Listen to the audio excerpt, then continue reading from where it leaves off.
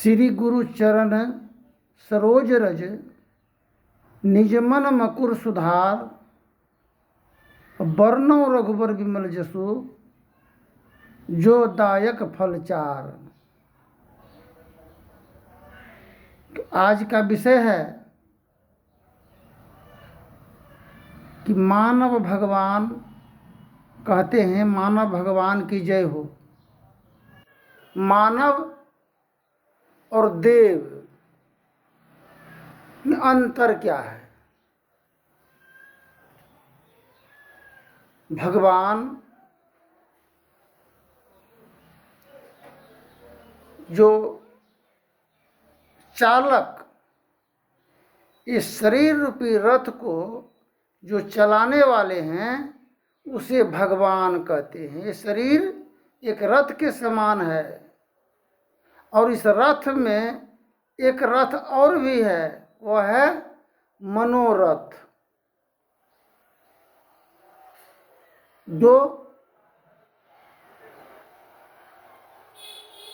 देव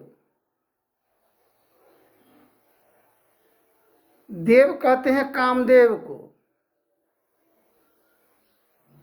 महर्षि मिहिर परमहंस जी महाराज की वचन है कि पूरे गुरु के संग हो, अनंग क्या करे। कामदेव को अनंग कहते हैं।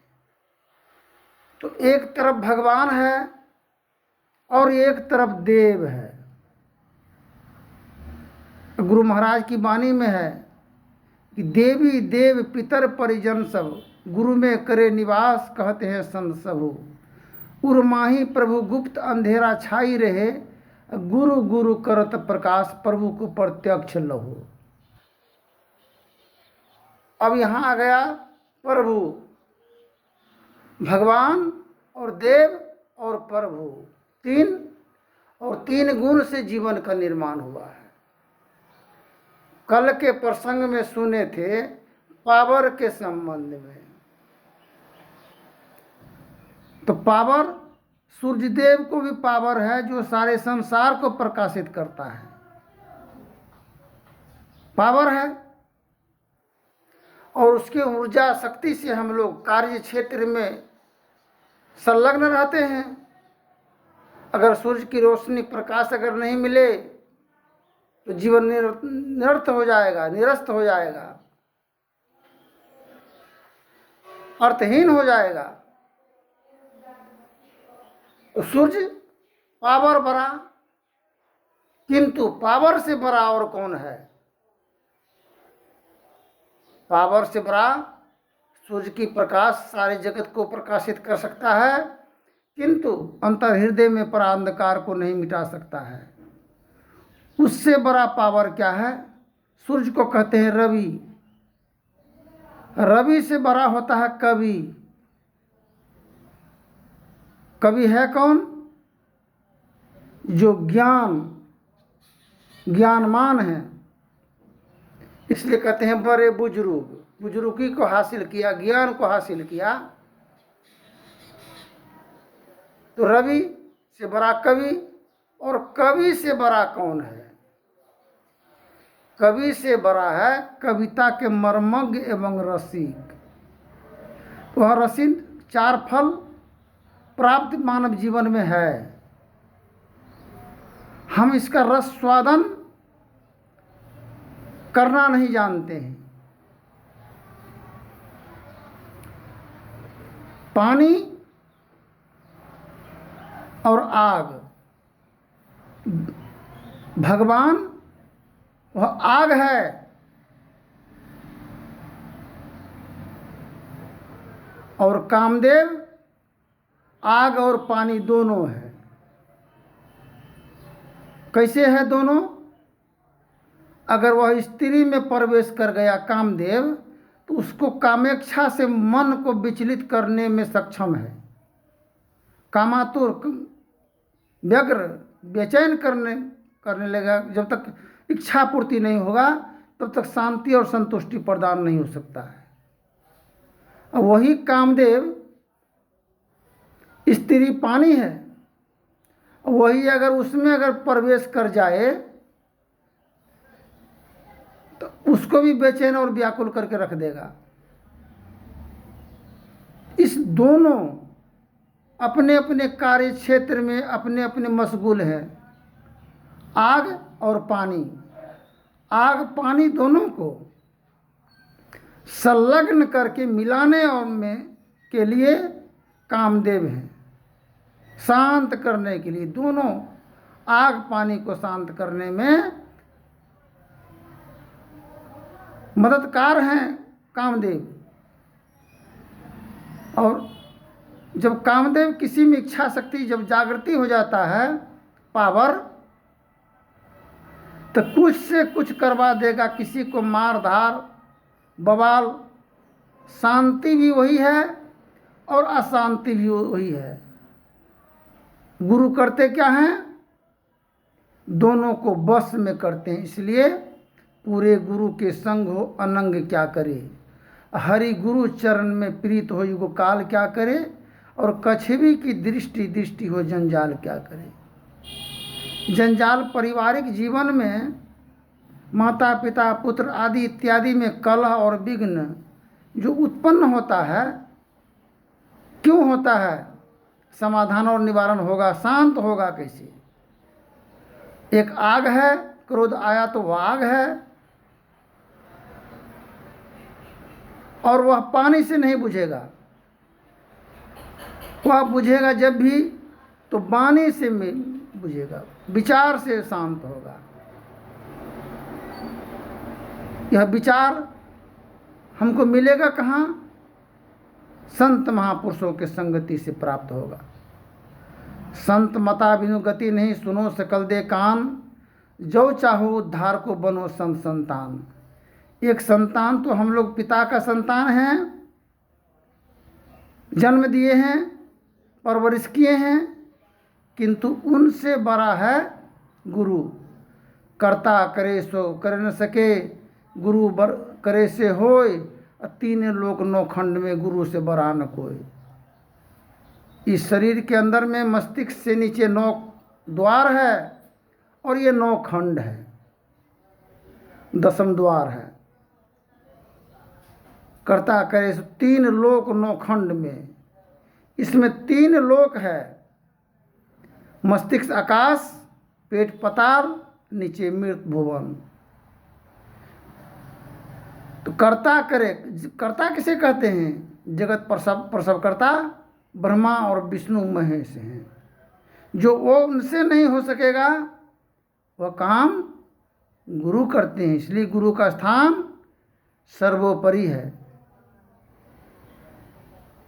तो हम लोगों के जीवन में कलह और कहर और विघ्न उत्पन्न जो होता है, तो जिस प्रकार हम लोग खेती करते हैं, खेती करने में सीजन बाय सीजन हर फसल को उत्पन्न करते हैं, ठीक इसी प्रकार हम लोग जो ये खेती किए हैं, पुत्र रत्न की प्राप्ति हुआ हम लोगों का, पुत्री का, यह खेत में हम लोग क्रोध, विरोध, अभिमान, घमंड, छल, कपट आदि घृणाओं का भी हम मिश्रण के द्वारा यह जीवन का निर्माण हुआ है। जिस खेत में हल अगर नहीं चलाया जाए, बीज नहीं बोया जाए, तो उसमें जंगल उत्पन्न होगा। इसलिए संत सतगुरु रूपी यह जीवन रूपी खेत में जब हल नहीं चलेगा तो समस्या का हल भी नहीं होगा, और ज्ञान रूपी बीज पर नहीं अगर प्रवेश किया जाए तो जंगल का जंगल ही पड़ा रह जाएगा। इसलिए कहते हैं कि मनुष्य तो सब है, मनुष्य में है भेद, कोई मनुष्य है, कोई है परेत। अब मानव भगवान कहते हैं तो परेत फिर कहाँ है? तो इसी अंतर हृदय में परेत भी है, पिचास भी है। जो परेत पिचास